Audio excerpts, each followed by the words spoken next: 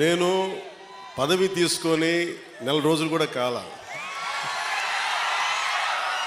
రోడ్లు కదా అన్నీ చేద్దాం, ఏది నా దృష్టిలో లేకుండా లేదు. ఒక ఆడబిడ్డ, ఒక తల్లి వచ్చి, అన్న నా బిడ్డ 9 నెలల నుంచి కనిపించట్లేదు,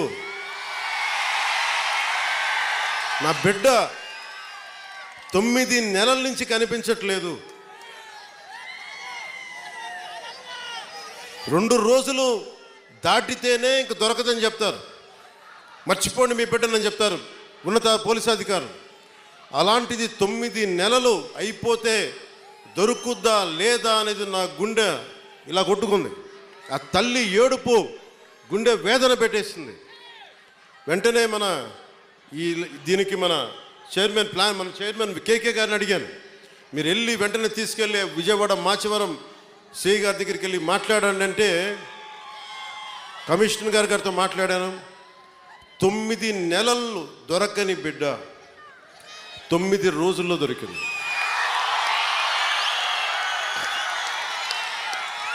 నేను ఈ 9 రోజులు నవరాత్రులాగా అయిపోయినాయి నాకు.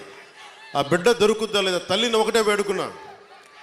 తల్లి ఒక ఇంట్లో పెంచిన ఆడబిడ్డ ఎటు వెళ్ళిపోయిందో తెలియదు, ఆ బిడ్డ దొరికే వరకు చూడు తల్లి అని చెప్పి ప్రతిరోజు రాత్రి ప్రార్థించాడు. నా ప్రార్థనలు ఆంధ్రప్రదేశ్ పోలీస్ శాఖ సమర్థత, ధైర్య సాహసాలు, వారి అపార నైపుణ్యం కేరళలో చూశారు, బెంగళూరులో చూశారు. ఎక్కడ భీమవరం, ఎక్కడ విజయవాడ, ఎక్కడ జమ్మూ అండ్ కాశ్మీర్. ఆ బిడ్డ జమ్మూ అండ్ కాశ్మీర్లో దొరికింది. జమ్మూ అండ్ కాశ్మీర్ పోలీసు వెళ్ళి తీసుకొచ్చారు. ఇదే 30,000 మంది ఆడబిడ్డలు అదృశ్యం అయిపోతే ఒక్కరు మాట్లాడలే గత ప్రభుత్వం. మీరు ఎందుకు చెప్తున్నానంటే, మీరు పిఠాపురం పెద్దలు, యువత, సమస్త ప్రజానీకం, తల్లులు, ఆడపడుచులు ఒక్క వ్యక్తి వెంట మీరు నడిస్తే, మేమందరం కలిసి ఒక కూటమినే గెలిపిస్తే, మీరిచ్చిన బలం 9 నెలలు బిడ్డ దొరకక, ఆచూకీకి దొరకక, కడుపు ఉండలు జుట్టుకుపోయి పడుతున్న ఒక మాతృమూర్తికి మీరు ఆనందం కలిగించారు. మీరు ఇచ్చిన నిలబడినందుకు మీకు జోహార్లు, మీకు మీ అందరికీ ధన్యవాదాలు. అంటే ఇది 9 నెలలు దొరకంది 9 రోజుల్లో దొరకగలిగింది అంటే పోలీసింగ్లో తప్పు లేదు, వ్యవస్థని నడిపించే నాయకత్వంలో తప్పు ఉంది. సరైన నాయకత్వం కనుక రాష్ట్రాల్లో ఉంటే ఇలాంటి సమస్యలు చాలా తక్కువలో ఉంటాయి. నా దాకా మొన్న ఉన్నతాధికారితో మాట్లాడుతున్నా, మీ దాకా వచ్చి దాదాపు ఒక ఐజీ స్థాయి అధికారి చెప్తా ఉన్నారు, మీ దాకా వచ్చి సమస్య పరిష్కారం అయిందంటే కింద స్థాయిలో వ్యవస్థలు సరిగ్గా మీ అంత బలంగా పనిచేయట్లేదు, అది మేము కూడా సరిదిద్దుకోవాలని ఒక ఐజీ స్థాయి అధికారి చెప్తుంటే నాకు నిజంగా చాలా ఆనందం కలిగింది. ఆ మార్పు వచ్చింది. ఒక్కొక్క ఎమ్మెల్యేకి నాకు 70,000 నేను అనుకున్నాను, అందరూ అనుకున్నారు.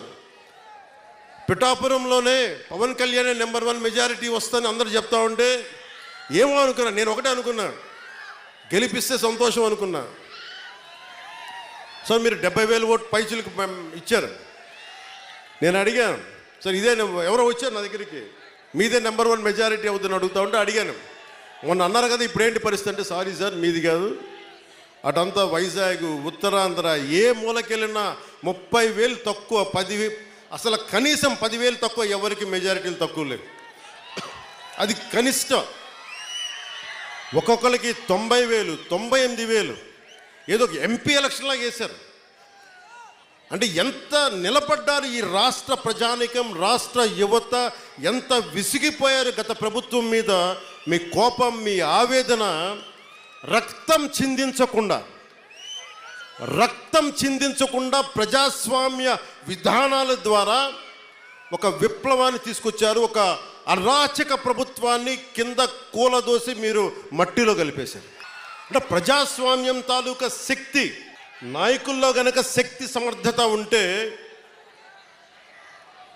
శక్తి సమర్థత ఉంటే అలాంటి 151 స్థానాలున్న ఒక ప్రభుత్వాన్ని, ఒక అరాచక ప్రభుత్వాన్ని 11 స్థానాలకి కుదించారంటే ప్రజాస్వామ్యం తాలూకు అత్యంత గొప్ప లక్షణం అది మీరు పాల్గొనుంటేనే విదేశాల నుంచి, పక్క రాష్ట్రాల నుంచి రైళ్ళు, బస్సులు, ఎక్కడో హైదరాబాద్ నుంచి, బెంగళూరు నుంచి, పిఠాపురం కూడా ఓట్లు మార్పించుకునే వ్యక్తులు ఉన్నారు. ఎందుకంటే మేము ఉన్నాం ఇక్కడ, బంధువులే మనకు వాళ్ళకి ఇల్లు వదిలేసి వెళ్ళిపోయారు వేరే ఊర్లకి. తిరిగి వచ్చి వాళ్ళ స్వస్థలాలకు వచ్చి, పిఠాపురంకి వచ్చి మాకు 5 ఓట్లైనా సరే మా 5 ఓట్లు మేము ఇక్కడ రిజిస్టర్ చేయించుకుంటామని చెప్పి రిజిస్టర్ చేయించుకొని కూటమికి నిలబడ్డారు. అసలు ఈ అఖండ మెజారిటీలు మన స్పీకర్ మన అయ్యన పాత్రుడు గారు మాట్లాడుతూ, ఎన్టీ రామారావు గారు పార్టీ పెట్టిన సమయంలో కూడా గెలిచాం కానీ ఇంత మెజారిటీలు మేము ఎప్పుడూ చూడలేదు. ఆ ఘనత మీకే దక్కింది. అంటే మీకు ఇంత అద్భుతంగా మీరు, అంటే ఈ తరం, ఒక పెద్ద తరం ఆడపడుచులు, యువతులు మీ కోపం, మీ ఆవేదన ఓట్ల రూపంలో మళ్లించి ఈ కూటమి తెలుగుదేశం, జనసేన, భారతీయ జనతా పార్టీ ప్రభుత్వ కూటమిని గెలిపించినందుకు మీకు చేతులెత్తి 2 చేతులెత్తి మీకు నమస్కరిస్తున్నాను. ఈ ఉపోద్ఘాతం అంతా ఎందుకు చెప్పాను? ఇందాక రోడ్ల గురించి అడుగుతూ ఉన్నారు మీరు. అంటే ఒక 9 నెలల సమస్యనే పరిష్కరించగలిగిన వాళ్ళం. ఒక ఆడబిడ్డ పోతే రోజువారీ మనం నడిచే రోడ్లని మేము చెయ్యమా